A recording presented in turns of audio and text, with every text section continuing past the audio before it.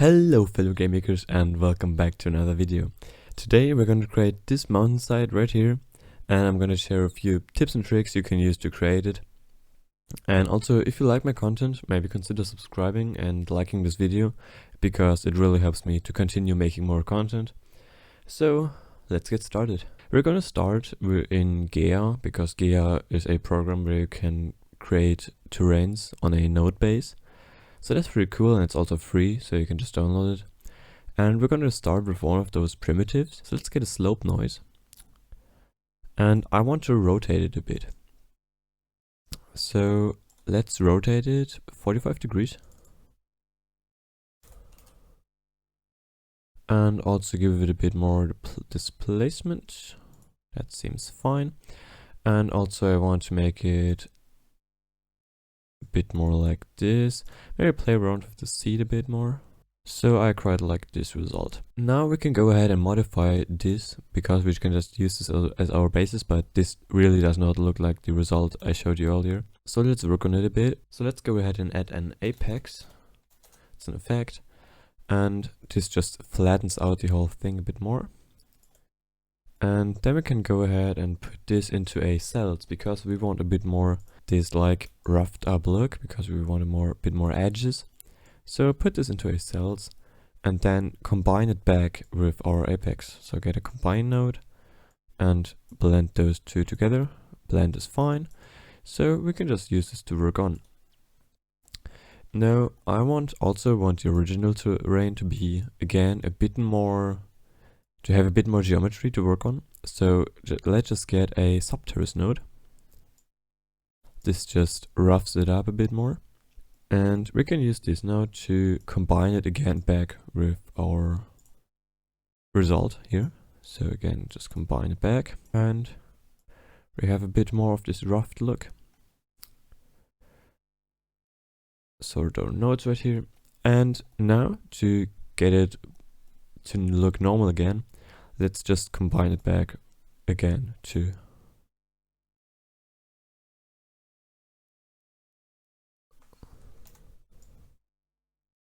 like that.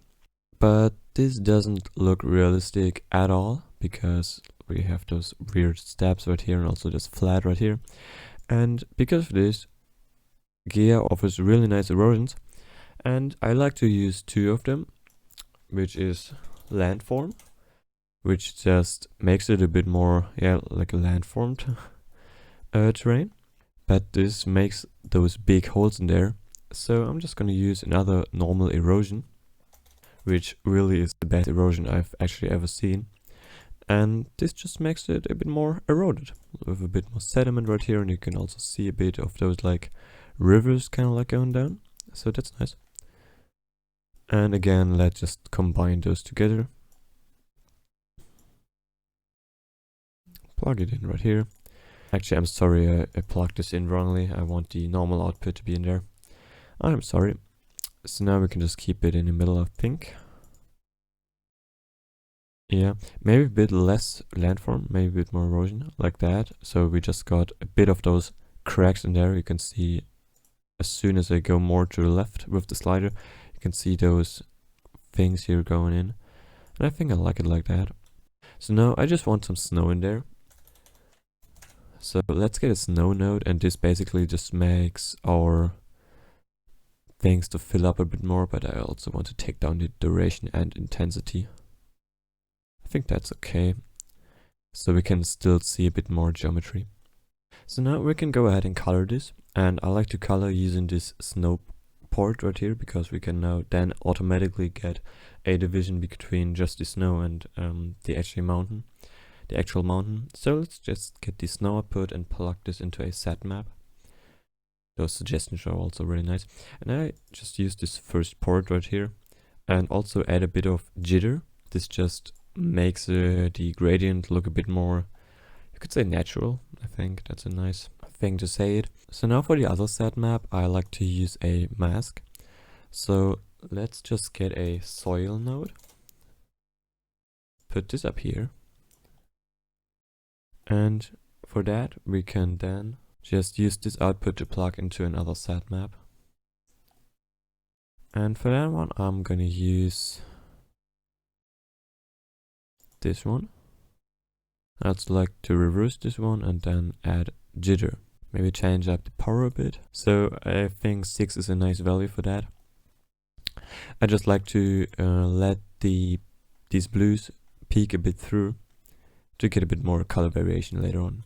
So we got 2 set maps ready, and now we can actually start mixing them. So let's go ahead and get this into a mixer, and this also into a mixer, but use this output right here as a mask. So right here we can now influence how much of this other set map we want in there, and I think just a bit is enough, like that. So it's a bit darker on the outside and a bit lighter on the inside. And also I can show you a bit more high resolution soon. But I think there is not much detail on like this big mountain kind of like things. So I want to add a bit more of those crack lines. They're not too obvious, but I think they add a bit of nice detail. So let's just go down here and add another Voronoi node, and we could just process them right here. So I think I'm on a big scale. I think that's okay. And add another stratify. Like that. Now add a blur to just blur this out a bit. But again, we want to take this really down. Maybe like that. One of the last nodes. It's an aperture. And also add a curvature. And this is the thing where we play around a bit, because I want the max to be full, and then just play with the min value a bit, so we just get a few of those black streams, you could name them.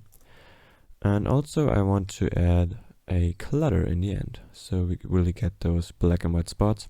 Also let me just quickly make this for color. So you can see we actually got a few of those crack lines already, but maybe we can play with the aperture a bit more. Not like that. Maybe reduce is a nice thing. Yeah, reduce is nice. And then also play with the fall off a bit more.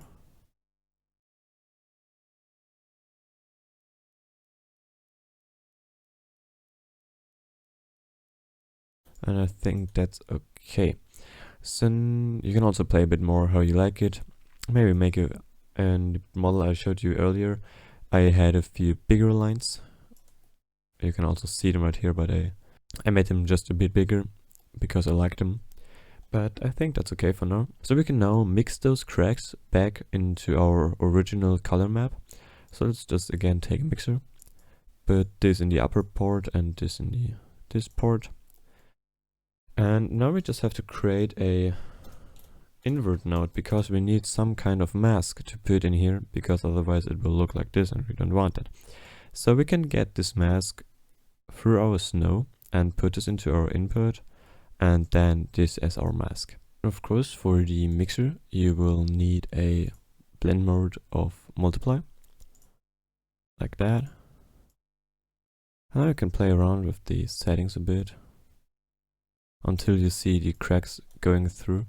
And I also found a bit nicer settings for the cracks down here. So on the aperture we have an iteration of 1 with reduce, and on the curvature I like to use a min value of 24, or 23 is also okay, and then a fall off of 10. So we really get those black strokes. And the clutter just looks like this, and now we can actually also see them peeking through. So we have a bit more of like cracks going through the mountains right here. So yeah, of course you can also play around with the darks right here and make it a bit darker, but I think it's okay. So let me just bake this at a higher resolution and show you the result. So this is the result we got today, and of course you can play around with it a bit more and tweak it to your likings. I will give you the project file I showed you in the beginning on my GitHub. So yeah, you can maybe check this out and you can use it for whatever you want.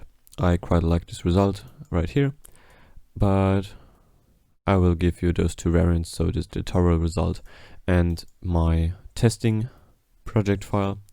You will get them both, and I think till then, see you next time.